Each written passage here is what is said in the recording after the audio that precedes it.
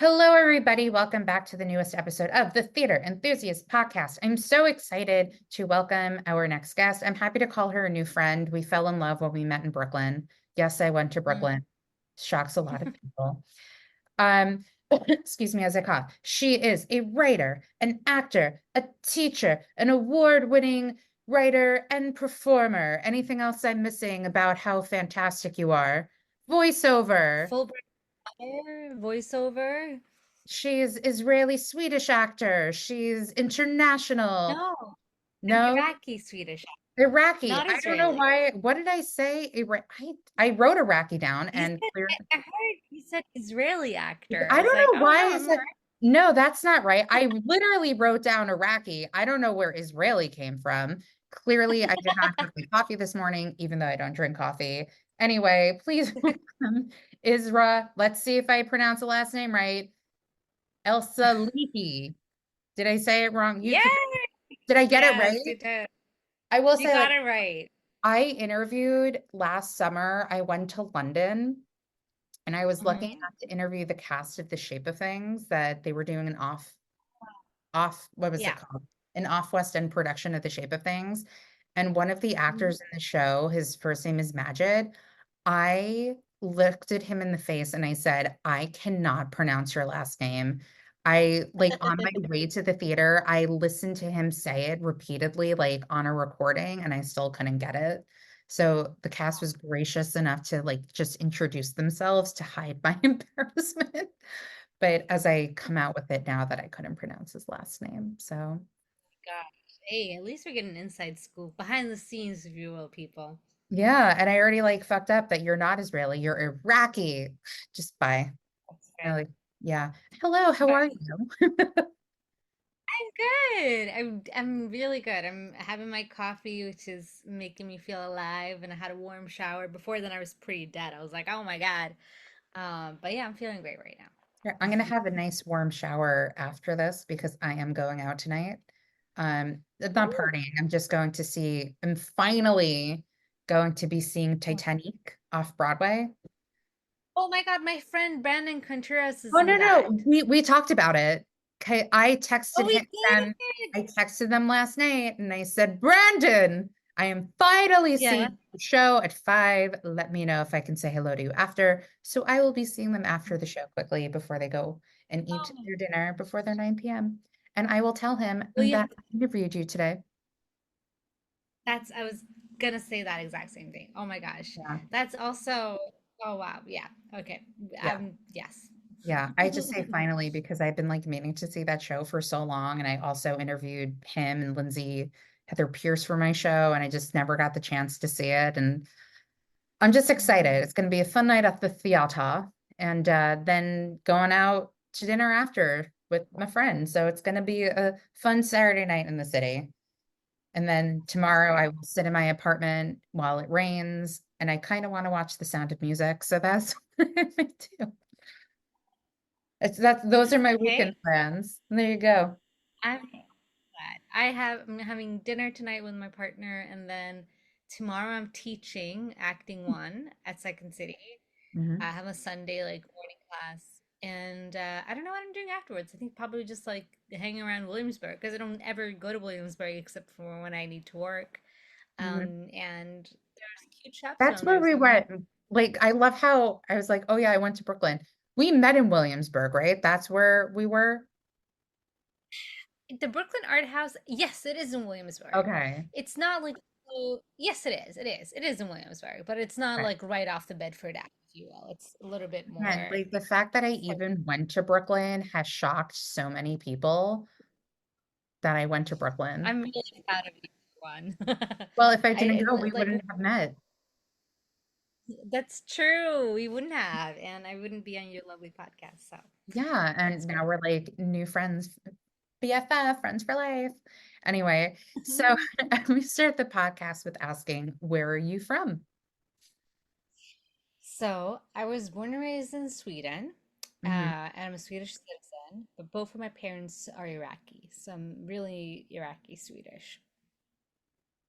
Cool. So So your whole like when did you leave Sweden? What was your upbringing like and what got you interested in performing?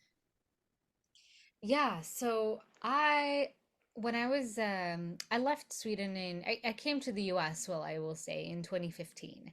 So I've been in New York for almost 9 years now. Mhm. Um I what made me so like before I will preface this by saying like I was in med school. I was studying my specialty in high because in Swedish high school or gymnasium as we call it, gymnasium, you specialize. So Mhm. you either do sciences, social studies, or the arts. If you're doing the arts, you're going to become painter, actor, anything in the arts, right? Social studies, you're most likely going to go into finance or civics, all that kind of stuff, right? And then sciences, you go into becoming a doctor, biochemist, Mhm. all that good stuff, right? And so I studied sciences. And then after high school, I did a year of med school in Gothenburg, at Gothenburg University. Um, and that's where everything changed for me. I think I always wanted to be an actor. I think even when I was 12, like watching Harry Potter for the first time, I just remember there was a moment where I think it's the moment in the second film where all the stairs are kind of like moving around. Mhm. And Harry's like kind of experiencing this, or maybe it's the first film, I forget. But I remember seeing that, and I remember this like vivid feeling inside of just this longing of whatever happens, I just want to be a part of whatever that is. Like I don't think I could formulate the words like I want to be an actor or whatever, Mhm. but it's like the magic that I'm feeling, the longing that I'm feeling to be a part of this film world, that's something I want to pursue. And the reason why I chose actor in particular, I think, in the end, was because I felt like being an actor, you got to participate in everything. You're part of the costume department, you're part of the writing, you're part of the directing, like you're a part of everything centers around you and you get to experience everything. So that's kind of why I went with that. Um, Now, why then did I do all these other things? I think growing up in Sweden, there isn't, growing up in Sweden, especially growing up as a first generation with immigrant parents, like never being considered really Swedish. Like I look pretty, I'm pretty um, white presenting and all this sort of stuff. But back home, to it's really hard for people to understand that are not from Sweden that it's really so obvious when someone is first generation to them. Like I remember being followed in stores when I was a kid. I remember my mom and my dad being told really horrible things and being asked if I was their child because my Swedish was so good and like, how could I possibly be good at Swedish when my parents, like just things that are not okay. And the TV and film world in Sweden is very limited. It's very much not my people at the time. Like I would not see myself on screen.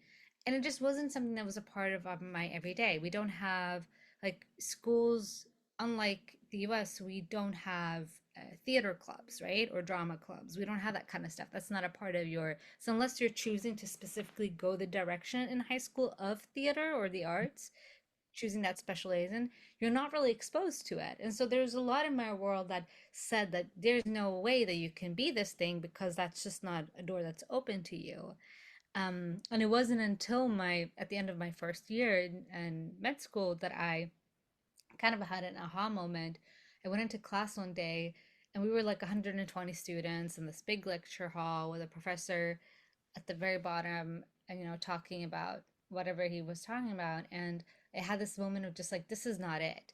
Like everyone sitting here like robots listening to this one person, we're not connecting with each other, I don't know barely any of these people in here. There was just something that felt very cold about it and Mhm. just didn't feel at all what I wanted to pursue. And I think that was the moment where I was like, I gotta change this up. Something's gotta happen. And I tried some other little things here and I worked for a little bit, but I kept going. Like I feel like I'm trying to find an option to the thing that I actually want to do instead of just doing the thing I actually want to do.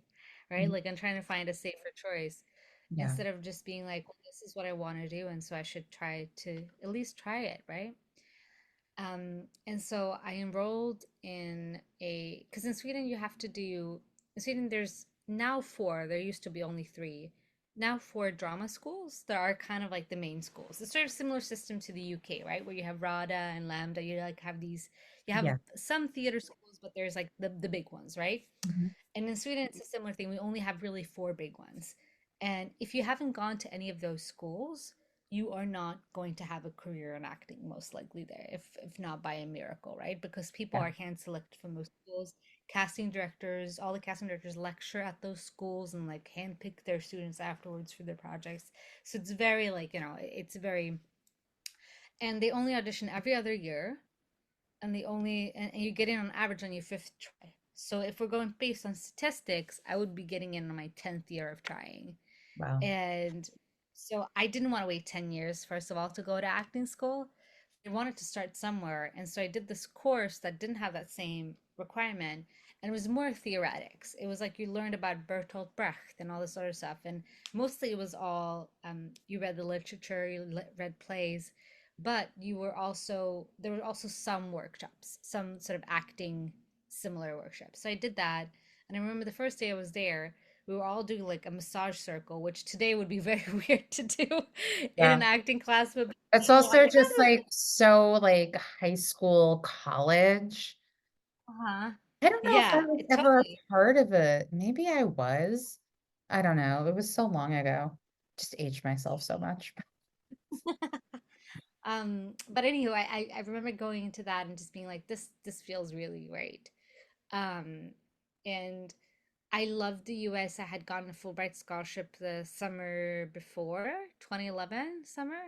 I got a Fulbright scholarship. I was one of they had this program, which I don't know if they have anymore, but it was like the European Student Leaders or something like that. I forget exactly what it was called. It was like European. Oh my gosh, I'm gonna send the name to you and you can put it in later if you want. But I'm totally blanking on it. Honestly, it's But totally fine. Don't worry. essentially It's what they do something is they leadership.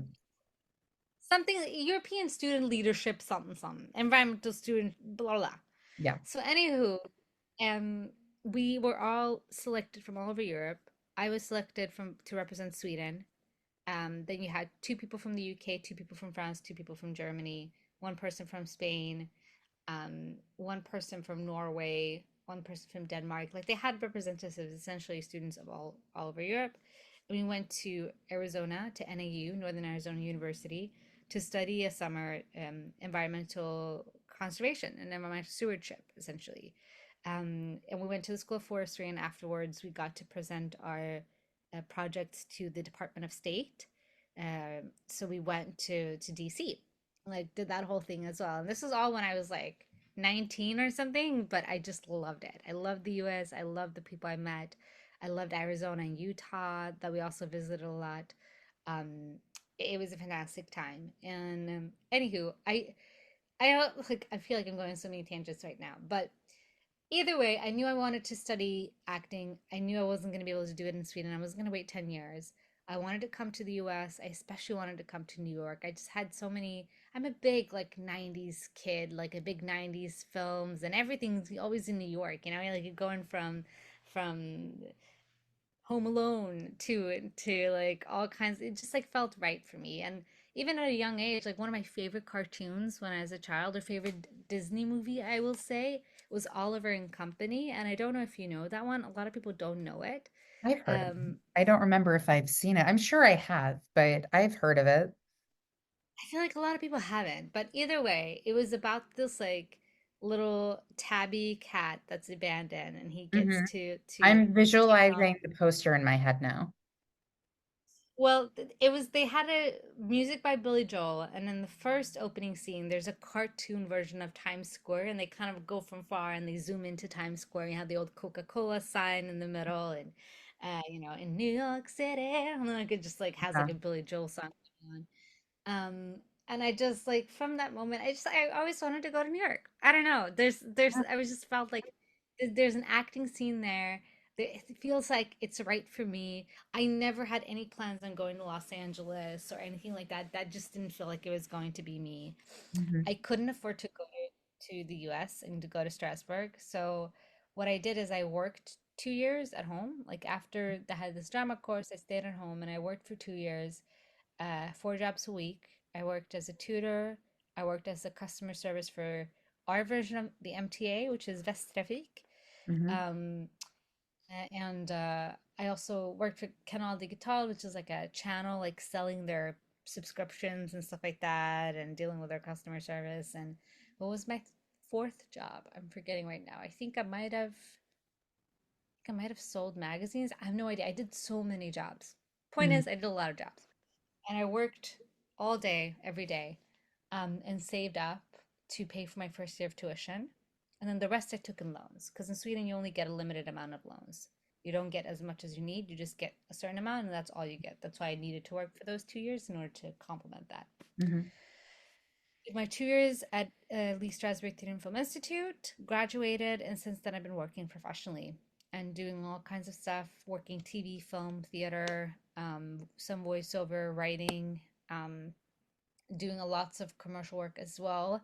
That started really during the pandemic when I had to come back home. I worked a lot of commercial jobs during that time. Sweden had a whole other scheme during the pandemic. They really weren't as careful as we were in the US. And for the first 7 months, I worked jobs that I could work from home, and then eventually I felt a little bit braver once the vaccinations came out to actually do theater, and I ended up working at one of the national theaters back home, doing a leading part, for 7 months. Yeah.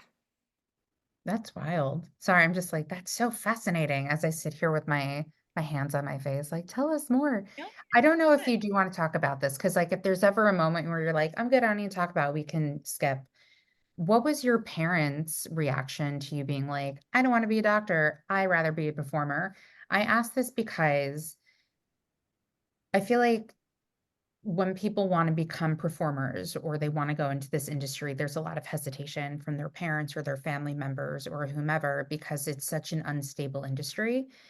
And I'm curious to know what I guess your experience with that is.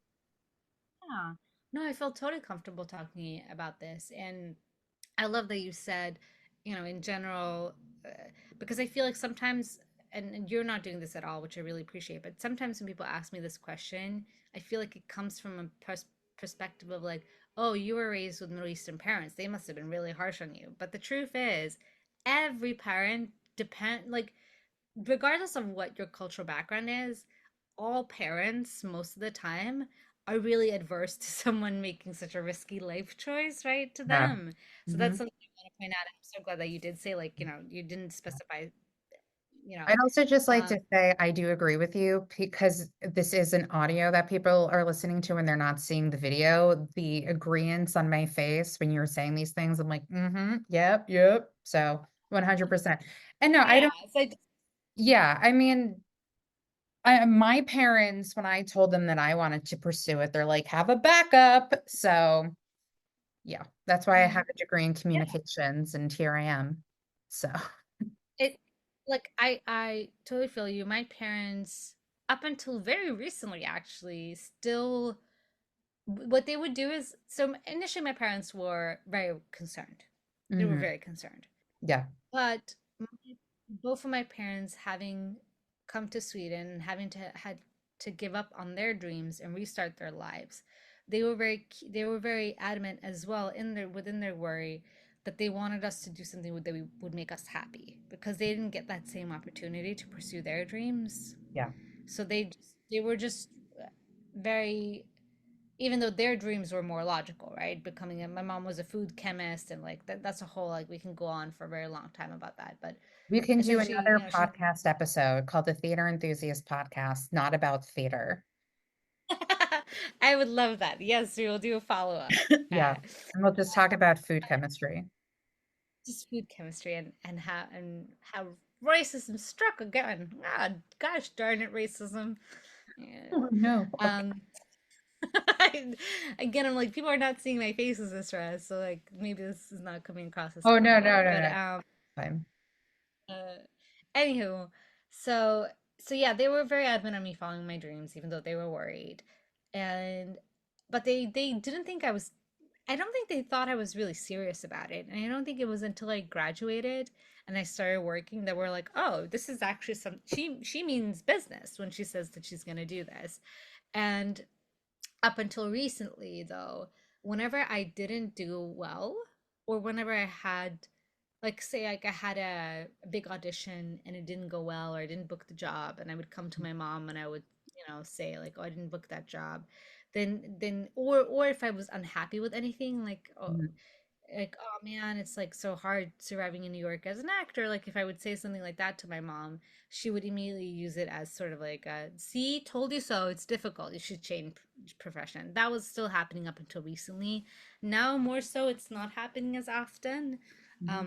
And part of that is because I have had a lot of talks with my mom where I'm like, that's not okay. You can't say that to me, and if you want me to, if you want to have if you want me to if you want yourself to be a safe space for me, then you have to allow me to say those things without turning it into a reason why I should quit, right? Because Yeah. we at those moments we are not, just because every actor knows that when you're going through a struggle, that's not a moment to that's not a reason necessarily to quit, right? Like Yeah. it's typical to go through struggles in this profession, and so really what you need is just a safe place to land most of the time with that. Mhm. So yeah, that's kind of where it is at now. I think it's also important to note that just in general, I mean, I've experienced this too, and every profession, everything is different. I've been told by certain family members, like I used to concierge at a hotel, and my mom would be like, "Don't say that." I was like, "You don't do my job. You don't know Mm. how I should or do talk to people.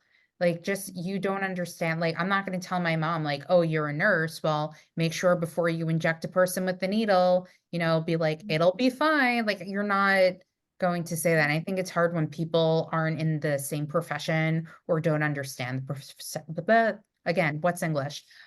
Profession that you're in or you're trying to pursue because they're not in it, so they don't understand it. And sometimes they don't Exactly. understand the struggle. And it is hard for parents or loved ones or friends to see anybody struggling because you don't want that for someone. So, like, that's also like the devil's advocate part of it, I would say. So, No, absolutely. I will say on the opposite side of that, or flip side of that, my mom oftentimes also, when I didn't book a job, would be like, I don't get it. You're like, you're perfect. You're an amazing actor. Like, why aren't they giving you, they should just give you the job. yeah, And then she would say, like, why don't you just go to SNL and talk to them? And I'm like, yeah. Mom, I can't go to SNL and just talk to them. But Let's have that's a a whole part of, conversation about SNL.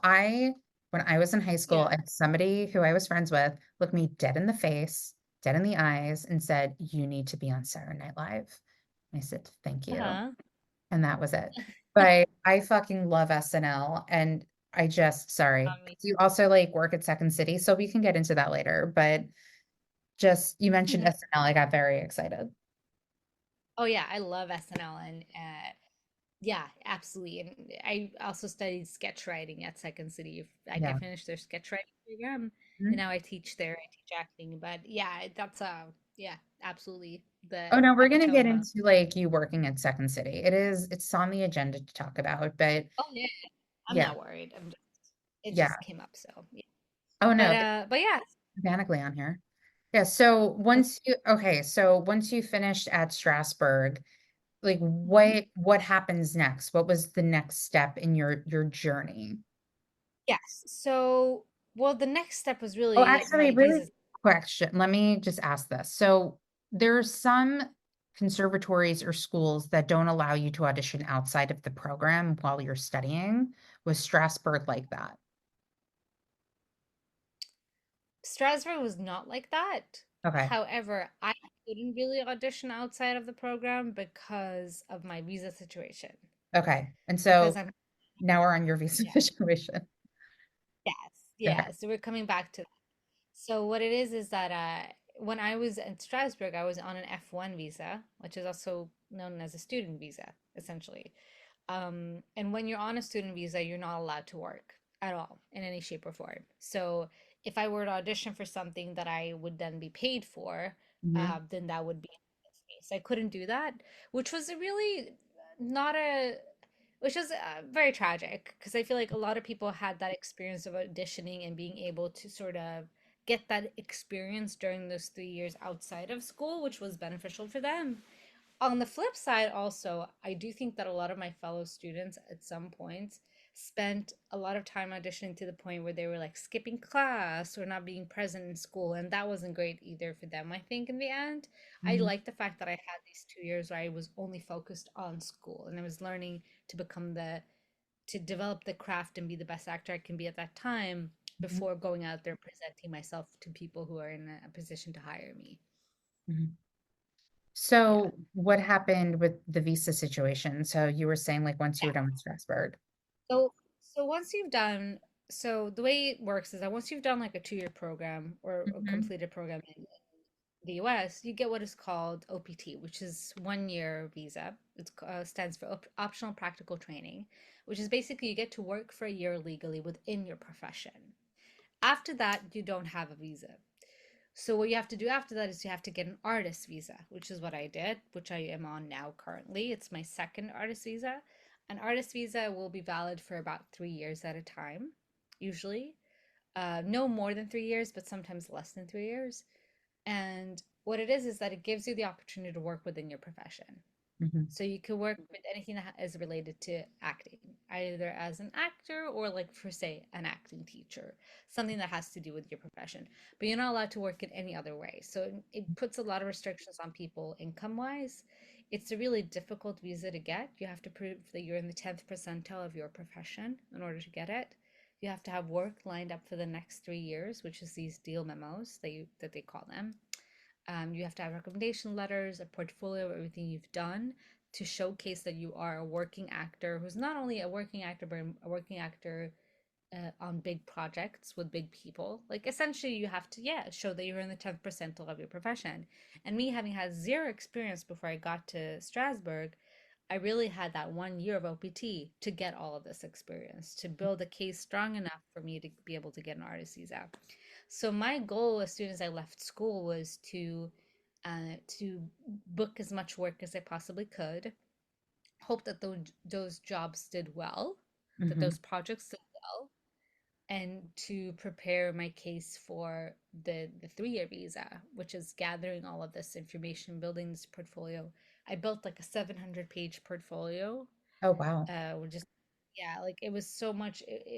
The amount of work and time that goes through this, not to mention that people often have to pay 6 grand to get a lawyer to help you deal with this, which is what I had to do for my first year.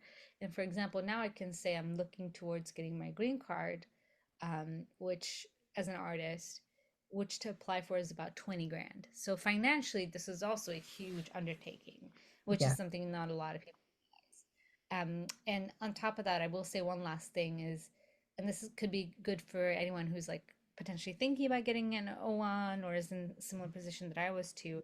What you do need to consider is that there are limitations not only in the way that in which jobs you can take, but also on the industry side.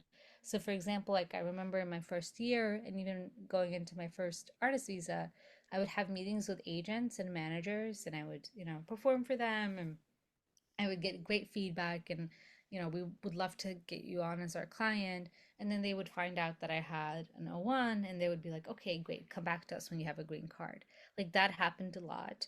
A lot of networks won't hire people who are on O1s, like flat out won't hire.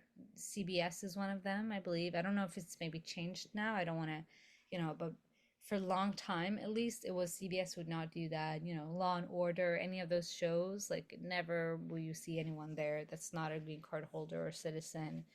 And people ask, well, why? Well, the reasoning for them, I think, is that it's complicated, but it's not complicated. It's just that people don't want to deal with something that they don't want to deal with, and for them it might mean a little bit of extra paperwork. Mhm. um but most people are not willing to do that. And secondly, there was, I think, believe one case back in the day where someone worked on an O1, but and then they got like a series regular show, and then they couldn't do it because like their O1 was didn't get to renew it or they didn't get their green card or something, so that person couldn't be a part of the show anymore. And so a part of it is also that people are like, well, we don't know if a show is going to go on for 5 years, and are you going to be able to work with us for 5 years? So there's a lot of stuff like that that makes it more difficult. I'm not saying this in any way to discourage anybody, but that is something that is good to know and have in your back pocket as knowledge when you're going into this big undertaking of getting a visa. Well, thank you for sharing that because I personally didn't know any of that information. So I think it's important to, hold on, sorry, I had to cough. Okay. For whomever is listening, if they are, out of America and they're interested in coming to work here, I think that is really good information to have and know about. So, aside from performing, you also write. So, how did you decide to get into writing? You mentioned you do sketch comedy or you've written sketch comedy at Second City. So, how did you start to want to write? What things have you written? What do you hope to write more of? What have you? Yeah. So writing is a fairly new venture to me. It's something I've only been working on for the past year, I will say. Out of what is published from like I wrote for Backstage for a little while, and I still am technically a part of one of their staff writers, but I haven't worked with them for a minute. But yeah, I wrote a bunch of articles, partly on being an artist visa holder and how that life is, but using humor as well. In all of my writing, there's humor involved, so kind of educating people in a humorous way. Also educating people on how to negotiate their salaries, negotiate for themselves as an actor. So all of those are on Backstage to be found. You just have to, I think if you just Google my name and Backstage, they'll come up. Yeah. Um, but then how did I get into sketch comedy? Right? I think I've always loved the idea. I think I was, again, it's kind of like acting where it was this thing of like, it was always kind of there back in the back of my head. But Mhm. some part of me, was like, well, I can't write. That's like reserved for the gods of writing. Like, like people that's so hard. What are you kidding me? Like, that's me, little me is gonna write. And I think it started off with having to write an application for UCB's diversity scholarship. This was like years and years ago. And they had a question that was like, tell us something that's interesting about you. And I wrote this like whole uh, essay almost to that question about like how, growing up, now I know that it was OCD that was in the back of it, but like growing up I did not know this. But I had kind of had like a confessional sort of OCD situation where like if I ever thought of something that was like naughty or did anything that was like whatever, like in my book, then I felt like I had to confess it to my parents, which made it really difficult for me to like get it on or do anything, right? Like I couldn't Yeah. be a teenager, Yeah. because so I wrote like a whole like how it was to be a Muslim kid, to try to explore all these things and then also feel like I'm on a truth serum at all times. And that got really well received by other people that I later on showed it to. Um, and I was like, okay, great, cool, I can write these things. And then I sort of let go of it. I didn't do more with it. And then a few years went by. I was writing short stories here and there, but nothing to be released. It was always just for me. And then I think what ended up happening is I started dating for real, and I got on Hinge. And Hinge has, I don't I know if rolled you've, so hard. I can't like if we want to talk about like okay, I feel like I randomly end up talking about my non-existent dating life sometimes on the podcast. I am not on any of the apps right now, and I feel so refreshed. But like, I will say a few things. There have been messages I have sent to my friend, and I've said to her, if and when I ever do a cabaret, I'm going to do the song I Hate Men from Kiss Me Kate and just have a slideshow of all of the different messages that I have been sent to me. And like when I see you in a few weeks, remind me to show you something from a guy from Bumble who like we had a Zoom date and instead of being like, I wasn't feeling it, he sent me a two paragraph, like a two message thing of he was like, "Oh, it didn't work out. Let me elaborate on my reasoning of why I don't think like you're the right person for me." I'm like, uh, you're single. Um, but Hinge, I, I just, there's totally, it's 100% an algorithm. They know what you're attracted to. So they put that in the rose section so they can make you pay for the app. And then they give you all the people that like you don't have any interest in. And the problem is like, I have my old roommate met her husband on Hinge. I have three cousins on my stepmom's side who have now met their married partner on Hinge. Mhm. And it's like, but then I also realized they met them, their partners before, well, aside from my older mate, but my cousins met all of their people, like their significant other, before they were 30. And I think dating Mm. is so much different at the age that I am compared to the age that they are or were. Hmm. And I No, just, I feel like yeah, no, I'm with you. I mean, I met my partner on Hinge. We've been together for like a year and a couple of months, yeah, I'm but going I to met add him you when to I my was list. 30. I'm going to add you to my list. Yeah, This I person mean, met somebody on Hinge. but my point is, I did not meet them when I was in my 20s, though. I met them when I was 31. That's what I'm trying to say. So, I you thank know, you again, thank you for thinking I'm so young, but I'm a smidge older than you. I'm just saying, like, it's possible, you know. Yeah. Either way, yeah, Anyway, Hinge is crazy. Yeah, just I'm not gonna go in too much into it because I am writing a project about that, and I don't want anyone who's listening to steal my ideas, damn it. I'm just saying, So I also have a background in directing, so I'm throwing it out there. If you need a director or a collaborator, I am available to do so. I like how I oh tell yeah. people that, and they're like, sure, but I'm dead serious. No, I'm with you. The Yeah, only thing is okay. that what I'm thinking for the Hinge project is actually gonna be a book. It's fine. But I mean I might still Oh, I already have an about. idea in my head for you about like you said the UBC thing, like the joke about it and being OCD and Muslim, Iraqi, whatever. You had to turn that into a one-woman show. I mean, you're not the first one who's told me that, actually. A lot of people have told me that, including someone I used to date who was a big director for comedy. He directed like a lot of mm, major comedians that we see on Netflix today. He directed a lot of their specials. Oh, wow. Um, and he was the one that he was terrible to date, god awful to date. And I'm like, what was I doing? I was like, I don't know what I was doing. I was being crazy, but I'm so glad I'm not in that relationship anymore. But either way, he was also like, yeah, you should definitely do a one woman show. And when he saw some of my writing, he's like, this is really funny. And he started showing it to his friends, and they're like, oh, this is really funny. And I hate that that's how I was like, oh, you know what? I'm not even gonna say that because that wasn't how I always knew I was funny, and it didn't come from him or any of those people. But I think that it was nice to have someone professional take a look at it too and go like, this is funny as well. In addition to my friends and myself and all the people who I know and love. Um, but either way, I always knew about Second City. I loved Second City as a school, and during the last when I came back from so like I said earlier, I was gone during the pandemic, right? Like I left New York City Yeah. from like early April 2020, and I came back September 2022. Part of it being, like I said, with my artist visa, I'm only allowed to do acting related work. And in New York City, all that shut down during the pandemic, Yeah. right? So there was no way for me to make money. I don't come from a family of wealth in any shape or form. So I could, there was no way for me to stay in New York and not work.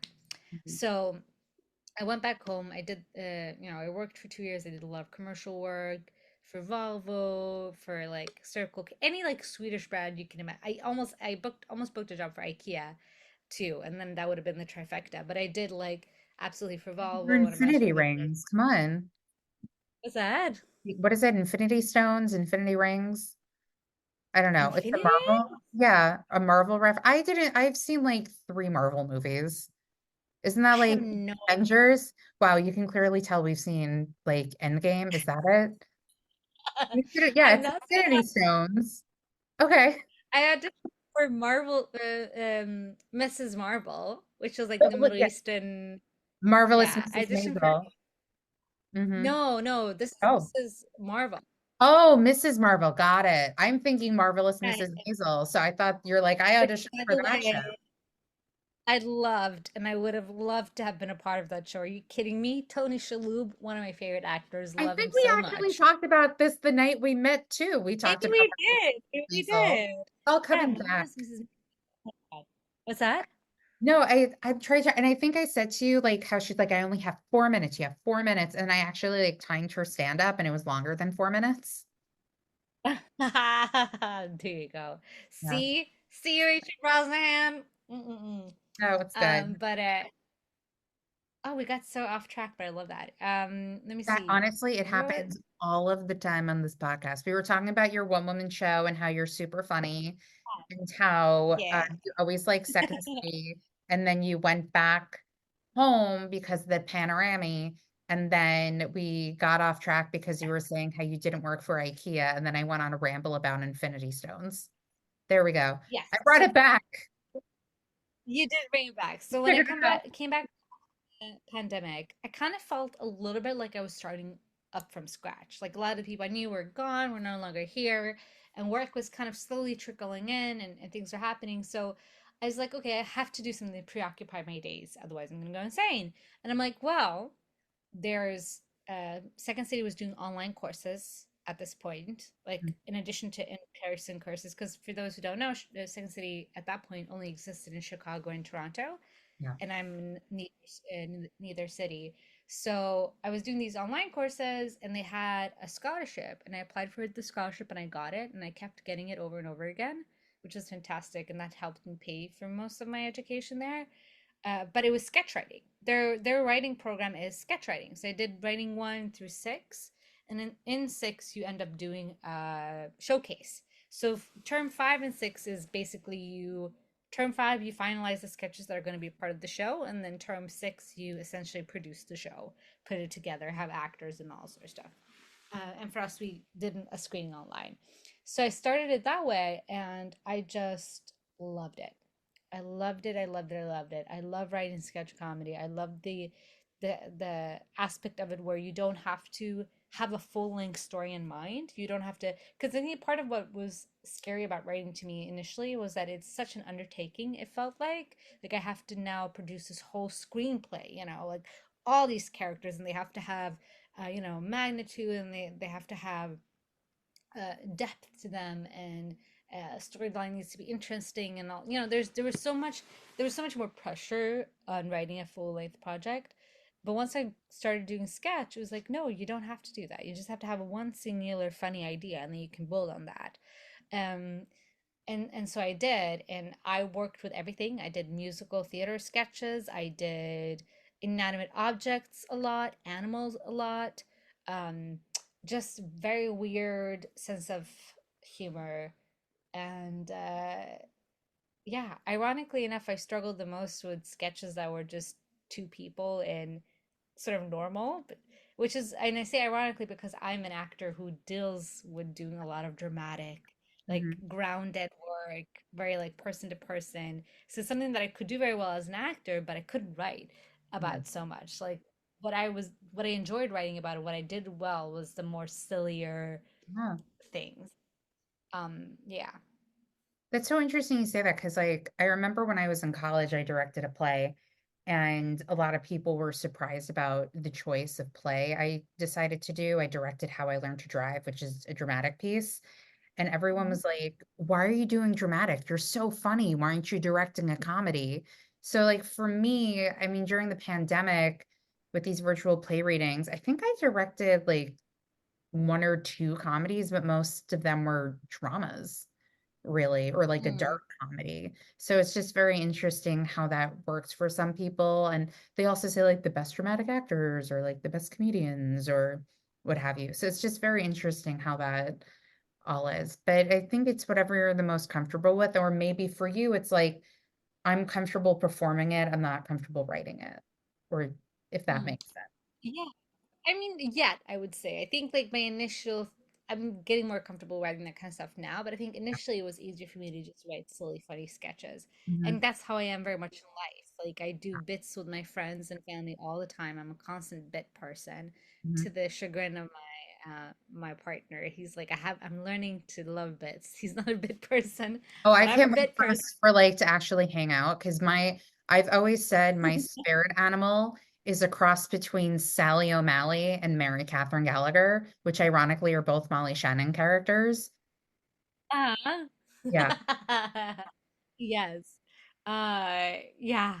And it's just like that's the funny thing too. Like, I wanted to get into this because I've been doing a lot of dramatic work, Yeah. and it's funny, all of the comedic work I've done, which is a lot as well, have always been people who know me, more or Hmm. less, who have hired me for those roles.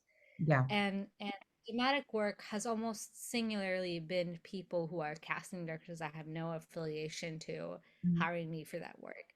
And it just goes to show, I think that that's a part of what I'm trying to go against is I am very proud of my heritage as an Iraqi actor, and that has opened opportunities for me to audition for Iraqi parts and to be able to tell those stories. And I'm very grateful for that.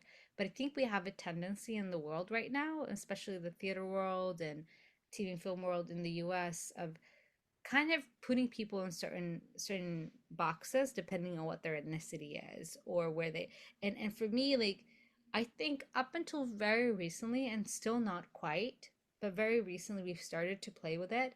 A lot of the time, whenever you had a character that was Middle Eastern in any shape or form from any country, it was most likely a drama. They were most likely either the victim or the perpetrator. That, like, there was always like this sort of uh, thing around it, and people just wouldn't put Middle Eastern characters in funny situations or in funny comedies or anything like that, really, like in a real way. We're now starting to see that a little bit with like what Rami Youssef, for example, is doing with the show Rami. Um, we're seeing it with like the UK is doing a great job of this actually. There's like a lot of um great shows coming up that are about the Muslim community that is really funny and just really out there. There's one about, oh my gosh, I'm gonna look this up right now. I have to. It's on, I think it's on like Peacock maybe, but it was about um, this punk band of hijabi women who started a punk band. Um, yeah, so either way, like my point is that people who we are lady parts. There Okay, you I go. was literally about to Google Punjabi punk band. Yes, yes, yes. So the hijabi punk bands, or Punjabi, like they sorry. all wear, yeah, yeah, yeah. No, and they're called We Are Lady Parts, and I believe they're on Peacock, but you should look them up. Very, very funny. Kind of like Phoebe Waller-Bridge's show, Fleabag? um, Fleabag. It's kind of like a Fleabag, but with like Middle East. Like, it has like that tone in comedy that Lady Parts has as well. So like there's more coming up now, but up until recently that wasn't a thing. And so I think part of me is like I'm kind of labeled as a dramatic actor only because that's the only opportunities I've been given. Not necessarily So because that's happy, what I can. honestly, that we're talking about this because I wanted to bring this subject up with you. And I'm so happy Yeah. that it just like organically came up. So thank you for talking about it as well as I like Yeah. start. Sorry. Um, No, no, you yeah, I mean, like for me, as someone who like wants to direct, I've always said to myself, like, why not have a story about like Native American people, Indian people, like Muslim, Iraqi, mm, like ever. And even if it's just like a whatever story, just like cast the person, whatever their ethnicity is, like a BIPOC, if they're right for the role, just cast them in it. yeah. Like I mean, that's in my head at least. no, absolutely. And it's my head too. Like that's another thing when I was writing um sketch or when I'm writing sketch, I purposefully put, and I would say like maybe more like 80% of my characters, because a lot of my characters are not human. But in the human characters I have, I give them a name like Zahra or Samira or Ali or Muhammad, and that's it. There's no other thing that indicates, like, then they're just a normal person. And like the rest of the storyline is normal. It's like having a Sarah or a Lisa or whatever, right? Because I think so much of the time when we see a person, a BIPOC person on screen, it's like their ethnicity is related back to their storyline. And it doesn't have to be that way. Like, sure, we see the world in different ways and the world affects us in different ways. And I understand reflecting that in TV and film too. But I think sometimes we do that to a point that is a little bit too extreme. And we need our characters to just be normal human beings, who have the same experiences like other people have. And and that also gives the opportunity for more acting opportunities for us so that we're not only forced to audition when it's about a tragedy and like, because I mean, we're going to talk about this later, but going into a little bit of like dream roles, for example, like I have always been a huge fan of uh, Greta Gerwig and Noam Baumbach's films, like the Meyerowitz stories or Frances Ha, for example. I love Frances Ha is one of my favorite films. Um, all that stuff. But tragically, I kind of know that I'm never going to be cast in anything like that. At least, probably not by them, though. Because the stories that they tell is about the Upper West Side, sort of like white upper class, and my background is not going to be included in that and hasn't been so far, at least as far as Yeah. I've seen for the most part. Yeah. So like that kind of stuff, like we need to be normalized that any ethnicity more or less can like play these like I won't even say normal parts, but my point is to be able to play a part that isn't directly a result of your ethnicity, right? That isn't an integral part in the storyline, essentially, right? Like, you know, Do you think I think that yeah, people who feel the same way you do have mhm, to create their own opportunities for this stuff to happen? Because you were talking about, absolutely, yeah.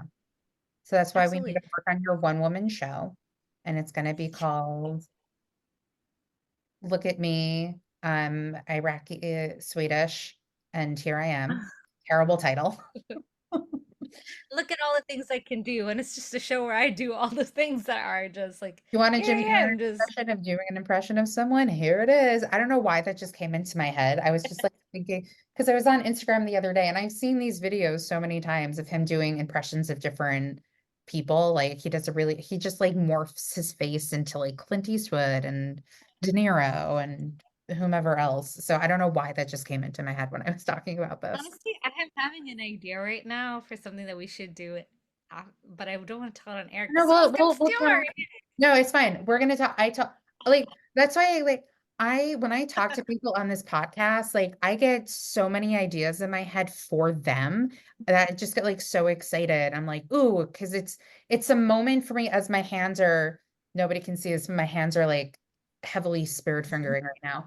Um, I that's also like I know I always bring up like the pandemic and these play readings I did because it gave me such an outlet for my creativity and working on something creative. And I hadn't done that in years. And that's why I'm so happy to have this theater podcast because it's kind of like a creative outlet for my love of theater and all that stuff and getting to talk to people and getting excited about being like, oh no, you should do a one woman show and I'm going to help you on it and it's going to be great and yada yada. So yeah, I just get I excited. I think like no, go ahead. Sorry. No, no, I just get excited for people too. No, that's great, and I love that. That's like shows just who you are and like what a wonderful spirit you have to have that. Um, but what I was gonna say is, like going back to also why I wanted to start writing is like not only to do these things to create parts for myself that nobody else would, and to expand the representation of people like me, but I think another important part of it is as an actor, a lot of the time you're not really in control of your work. Like you're in control of what you're creating, but you're not in control of when you work and how you work most of the time. You're Mhm. at the mercy of someone else giving you a part, writing a part that works for you, or casting you and all that good stuff. So when you get to write and create something yourself, Mhm. it's a whole other feeling, right? It's super important as an artist to have feel like you have um what's the word? Control isn't the word, but to have like Creative agency. freedom. Yeah. Yeah, I think agency is more of like have agency over your own work. Mhm. And I think being able to write gave me that. Also, it's just so wonderful to be able to see something that existed in the world now because I made it, right? Like, Yeah. like looking at those papers in Courier size 12, like the correct writing, and just looking, this is something I remember when I looked at my first sketch that I had written and was correctly formatted. And I'm like, this looks like just like all the other scripts I've read. Like this is like a thing. It's created, and I was being very silly about it, but it was like this exists and it looks real, and it was an aha moment for me of like, no, this isn't just for the writing gods. Like this is like Yeah. I can do this. everybody can do this, and we should do this, even if it's for professional or not. I uh, I I read a quote by uh, Kurt Vagnat. What's his? How do you pronounce Kurt's last name? Wagner? I feel like that's correct. Oh, not Wagner. It's Wagner? I'll send it. We can put it in the links if you want. But however, I read a quote that was essentially like this. The gist of it was like create even if you're not good at it. Just create because being go into the arts. That was the whole thing of like go into the arts, be an It's artist. Even yeah. No, it's so funny you mention that because when I interviewed our mutual friend Craig, he was talking about the film that he premiered at the film festival that you and I met at. And he was saying like Mhm. he was just talking to his friend and they were just like, let's just make something. So we had a limited of time to do it. And I told him the story, and I actually still have to send him the video if I find it on Instagram, where Colbert does a Q&A with his audience. And somebody said, I want to get into, I want to do what you do. And he said that, his friend would call him and be like, let's make trouble. And they would just create and they would do, whether it was shitty or not, they would just create something and quote unquote make trouble. Mm-hmm. Exactly. And the quote that I read, it was sort of a similar sentiment, but the idea was like create even if you're terrible at it, because being a creative is just a way to deal with life. It's like a way of making life bearable. It's not a way of making life uh money in life, but it's a way of making life bearable and important and meaningful.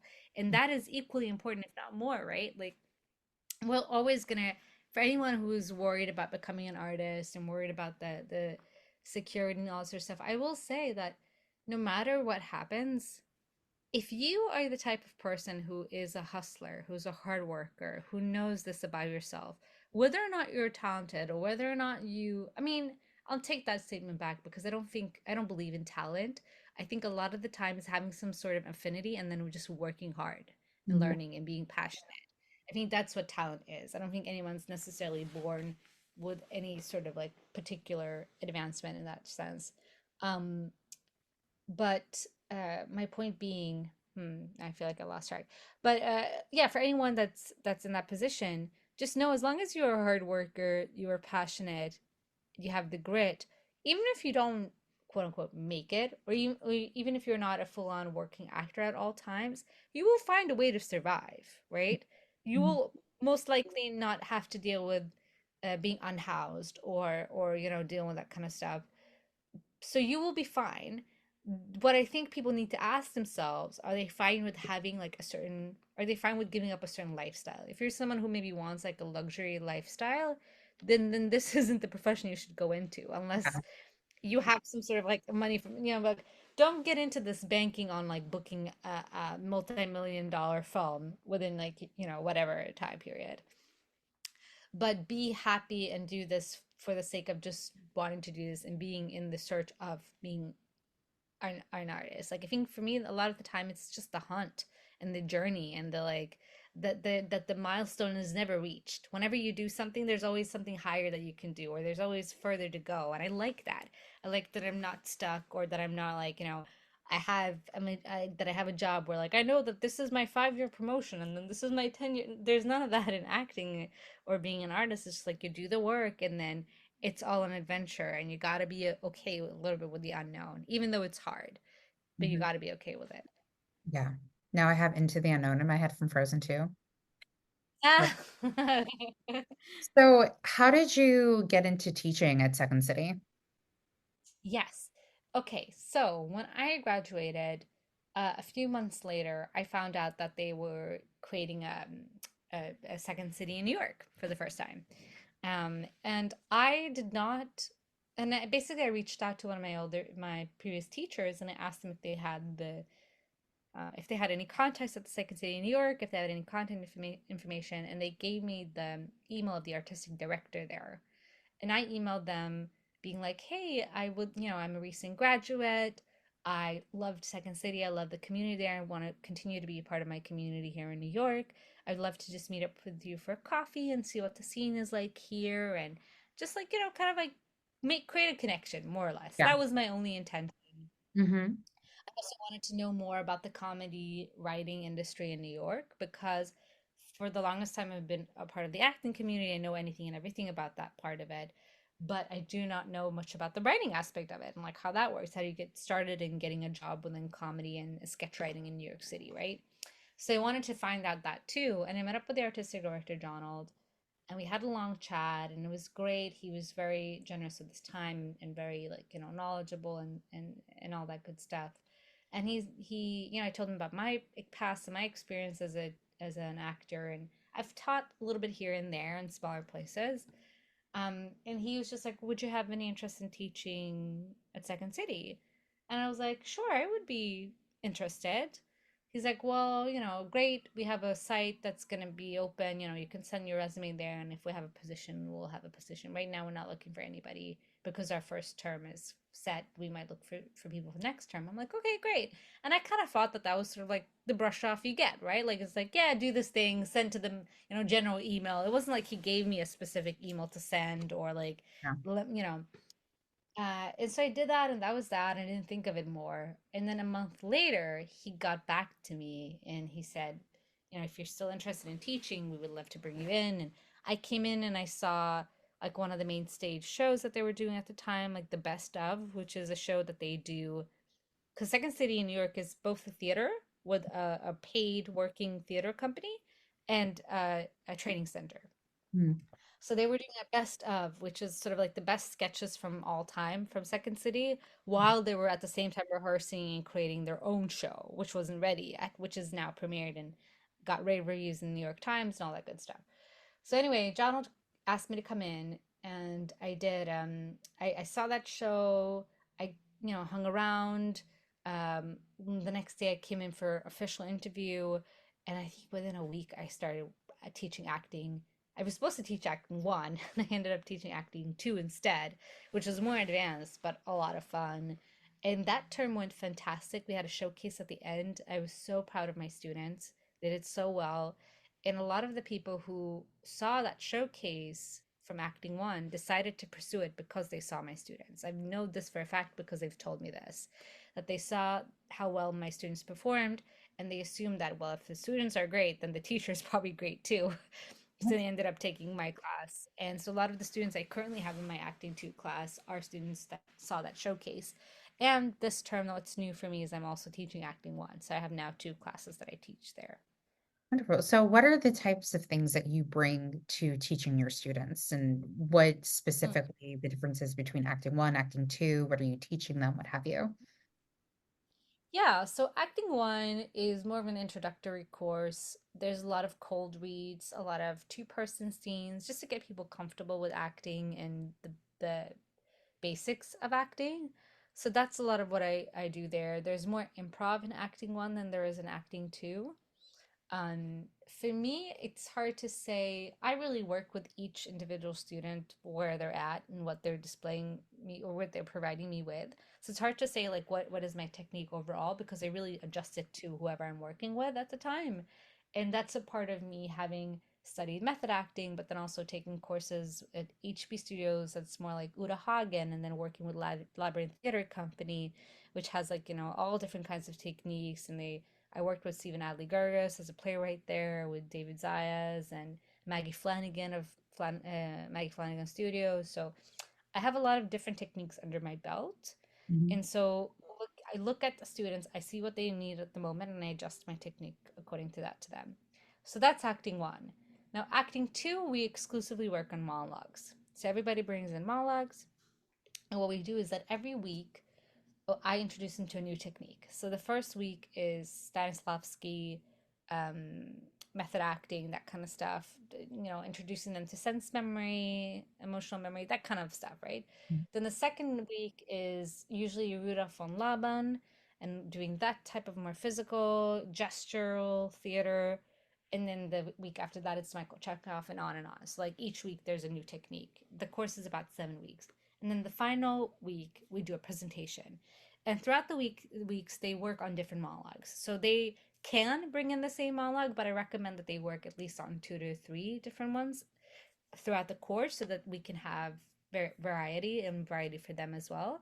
And then I work with them individually. And, like I had a student who, trying to see if I can have like a good example.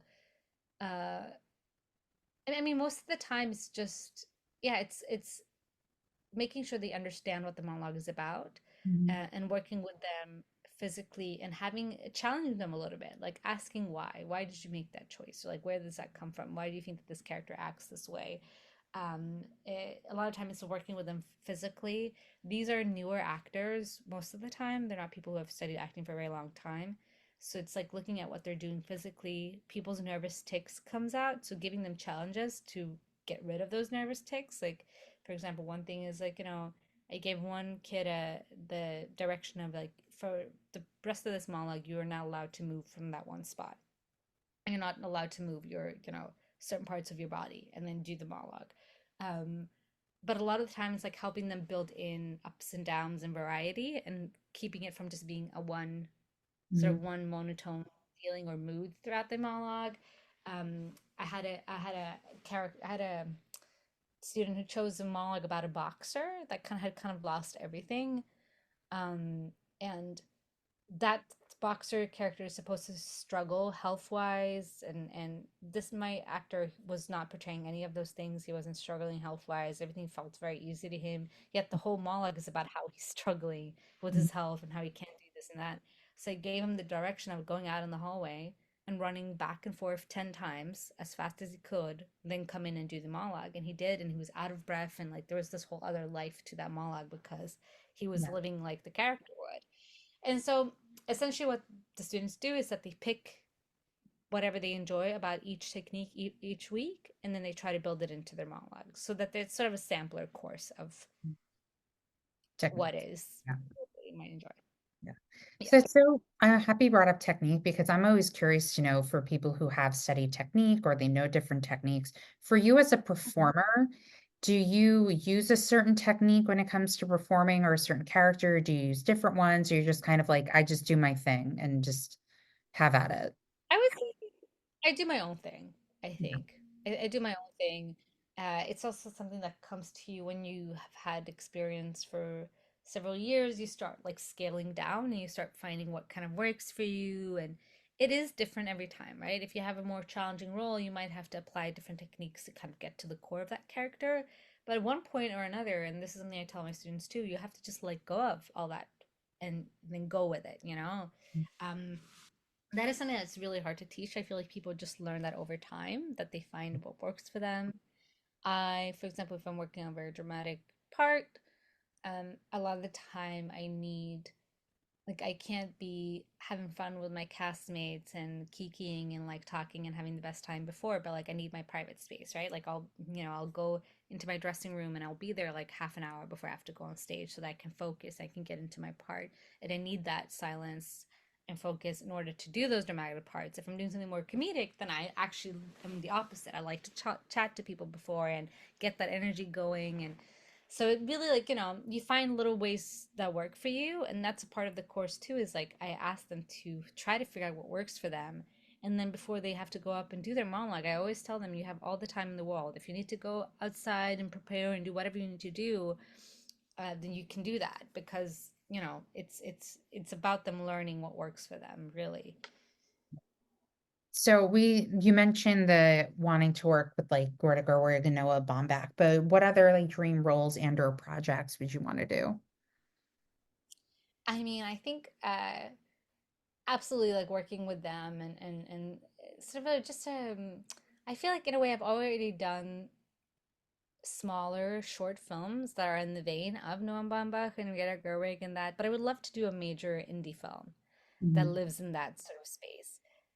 Outside of that, on the opposite spectrum, since I was a child, I have been in love with adventure films. Like we're talking Jurassic Park, Jurassic World, Jumanji, the old version with Robin Williams, that kind of sort of stuff.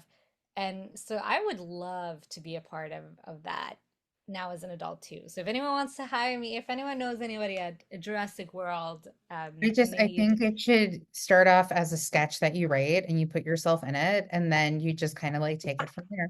Just saying. I mean, how many of those have they done over the years?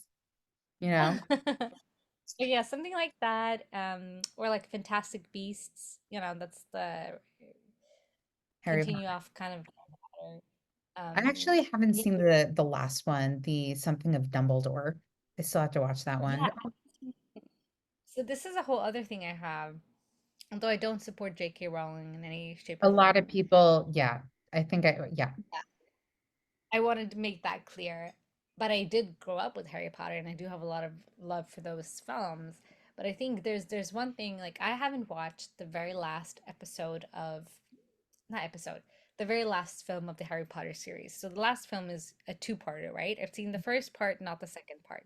And the reason I haven't, and it's very cheesy, is that remember that feeling I was telling you about when I was 12, this like Yeah. longing to be a part of this. Mhm. And I kind of get a similar longing every time I see like a big adventure film or I know I'm bound about like some a film that I've really wanted to be a part of. And my plan is that when I do like make it, I mean, I'm already there in a way, but like when I get to do those big blockbusters, I mean, I guess I, I will be able to watch them. I will be able to see the last Harry Potter screen without feeling that longing anymore because I will be there in my mind in some way. And so I'm saving to watch that last Harry Potter part when I'm on like the next Dwayne the Jock Johnson, sort of feature of adventure film or something like that. Then, or the next Get Up Gareg Nombambach. Once I'm there, I'll be Well, able to feel isn't like she I'm really. working on like a TV series of The Lion, the Witch, and the Wardrobe?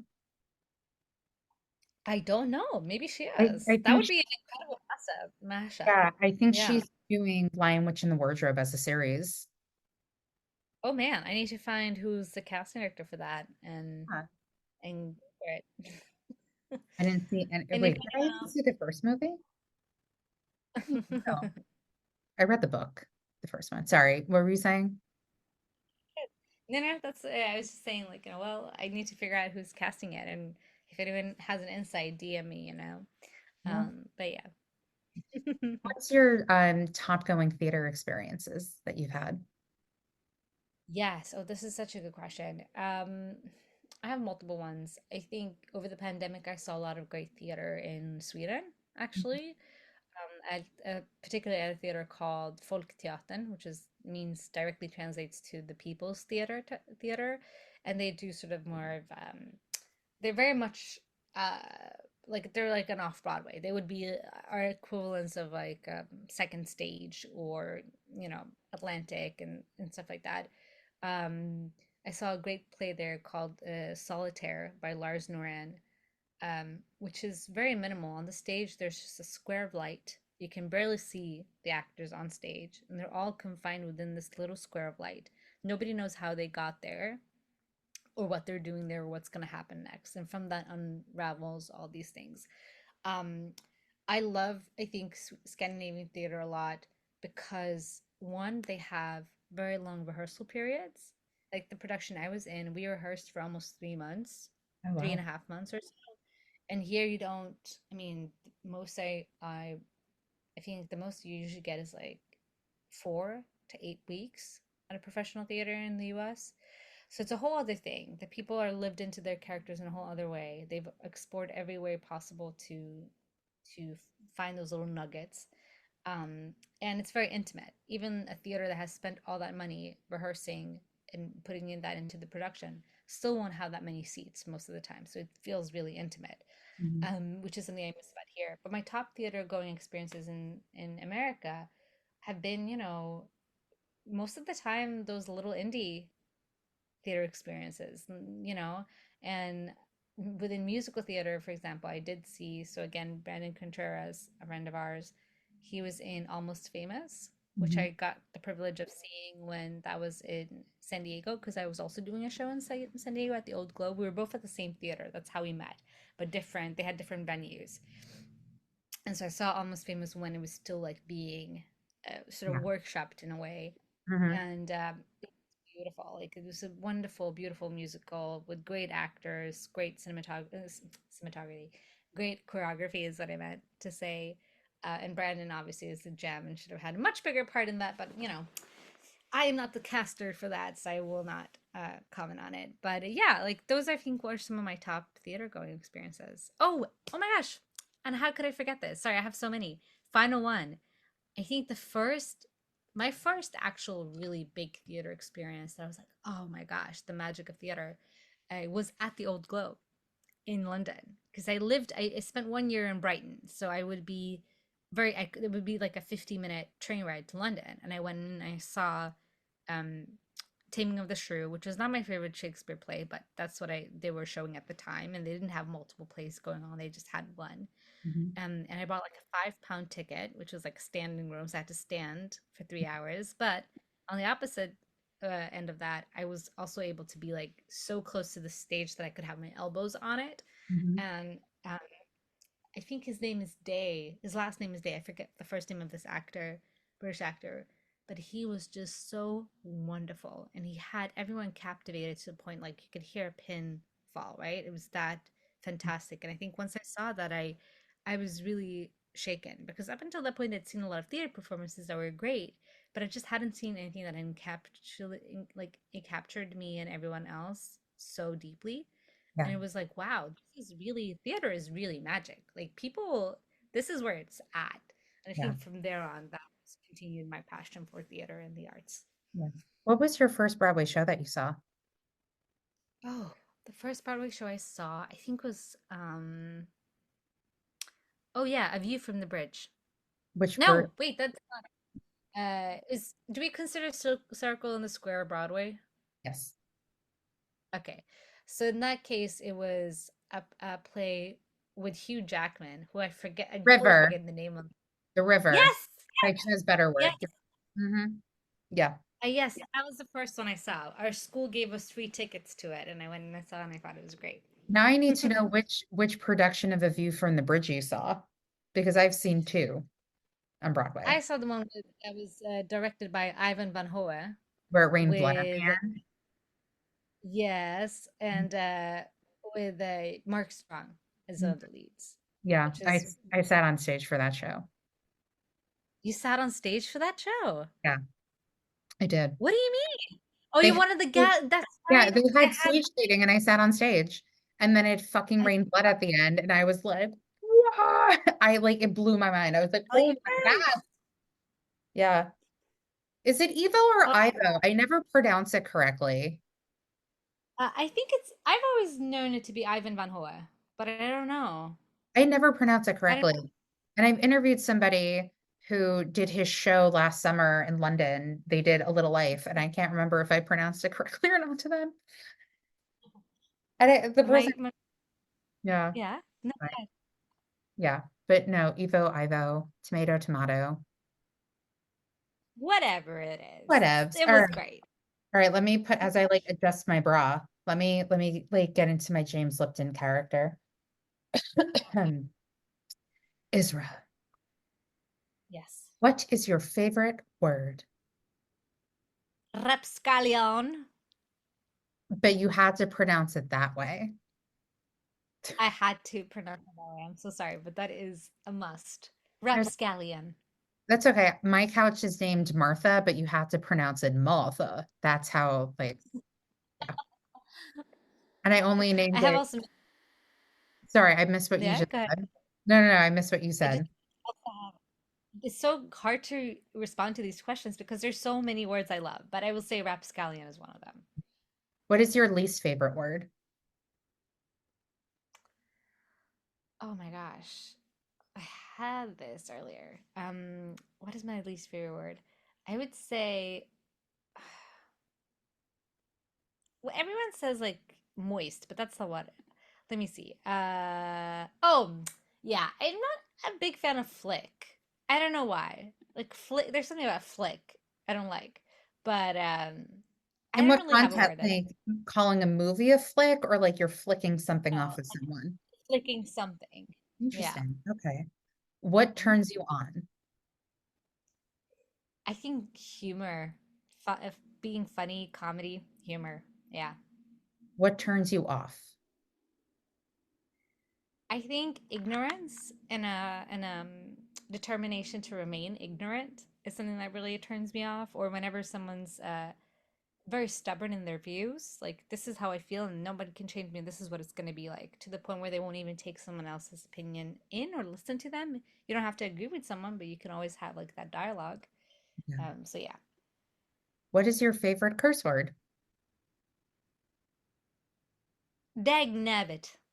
No, I was like, I wonder if it's going to be Swedish. Okay. What sound or noise Ah, what sound or noise do you love? I love the sound of my cat purring. What sound or noise do you hate? Honking, general obnoxious New York traffic sounds.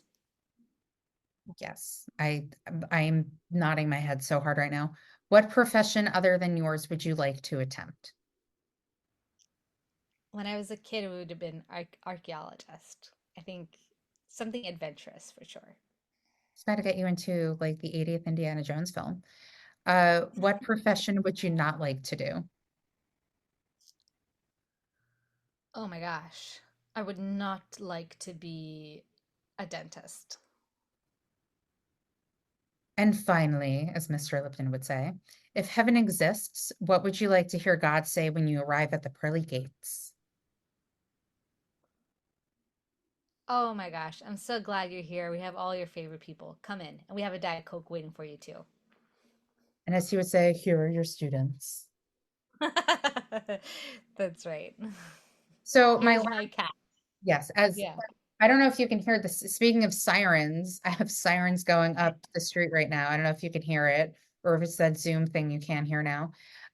Okay, so finally, my last question I ask, why Mhm. do you think theater is important?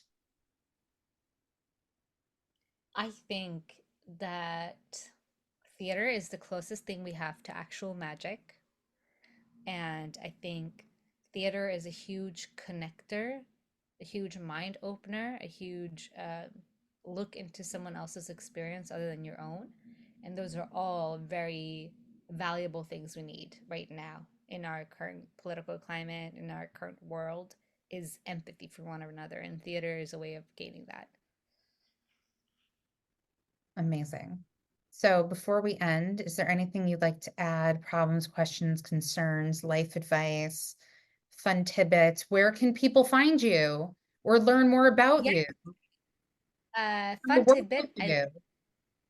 Oh yeah. Okay. So you can find me on Instagram, on I have my website, www.israelsalihie.com. So it's just my first and last name.com. Instagram similar, isra.elsalihi is my Instagram, so please follow me there. And feel free to DM me about whatever. So that's where people can find me. Fun tidbit, I lived inside of a bookshop in Paris, like an active bookshop for 6 months. That's a long, and slept like amongst the books. And then what else do I want people to know? Um, just be kind and don't judge people. You don't know someone until you really know them. You don't know where they're coming from. So try to live your life with a little bit of extra understanding and kindness. And kind of like off topic, but on topic, if they want to work with you as an acting teacher, Yes. Second If you want City, to work with me as an acting teacher, I do private coaching, but I also teach obviously at Second City. So just take a class there and let them know specifically that you want me as a teacher, because there are multiple teachers there. And yeah, that's what we're and doing. getting back to treat people with kindness. That's right. All right, so I'm going to stop recording, but you can stay on. Thank you everyone so much for listening. I forgot to set up my microphone, so I usually talk to my microphone on my right, your left. So it's just fair. I'm just talking to a pen now that looks like this. Hey, that kind of looks like a microphone. Yeah, it also kind of looks like a person has a face with hair. Anyway, thank you so much for coming on. I just honestly, I loved our conversation. I felt it was so informative, and there was also so much I didn't even know about. So thank you so much for sharing all of that. And I'm very much looking forward to your one woman show that I'm going to direct you in. Oh, thank you. Thanks, everybody.